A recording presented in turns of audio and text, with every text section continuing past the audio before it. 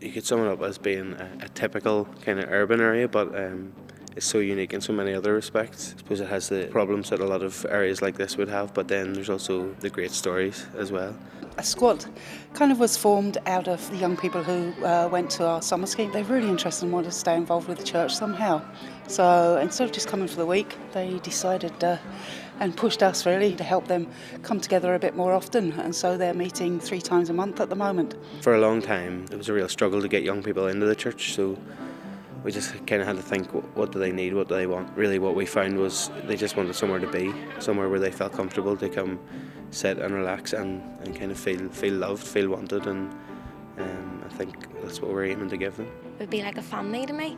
Like if I have problems at home, I can go and I can talk to anybody there.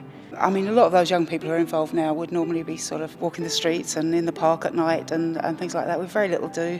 They just come and have a chill out time and be together and share their time with Christians, which is obviously good. And some of them over the course of the 3 years have come to faith themselves. Each of you means a lot, so much to us as leaders, and we just want this to be a place where you can come and be yourselves and be honest. From the outside it probably looks quite mental, but yeah, you just come in, very informal to start off with, bit of chat, bit of banter, maybe some kind of banterous games, and then we break up and do kind of like a little thought for the evening. Maybe one of the leaders will do a little bit of a talk, and then the main focus will be on discussion. Some of the kids rake and some don't rake, and some listen and some don't listen, but there's other ones that will sit and listen and ask you about God now and what God means and stuff like that there, so there is.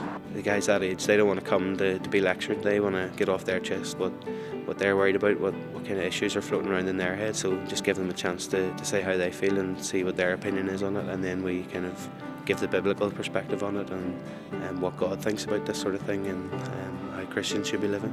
Our message and everything is we believe in you, God believes in you, we love you, God loves you more, and just really trying to build them up in their confidence and in their faith if they have one, and just try and fan that into flames.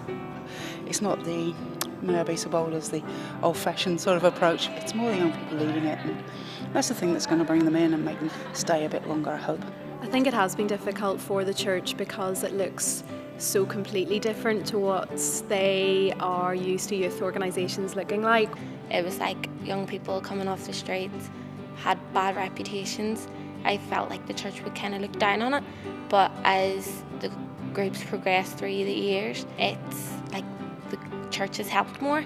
Even from the early days of Scott, it was like 2 separate communities. We're not there yet, but the last few years we've really made strides in kind of the 2 separate communities becoming one. I used to go to a church just like outside this area, and to me the church was really formal, it was really strict, and going to the church with Squat, it's changed it. It's not so much you have to sit, it's constantly being lectured. If there's anything you don't understand, you can talk to people about it and they'll explain it more, so it's more informal. For a lot of them, they do have negative stereotypes of church. It's not something that fits into the flow of their lives. Again, that's the vision of Squad, almost a Reimagine church, and how can we connect with these young people? How can we be a bridge between church and community?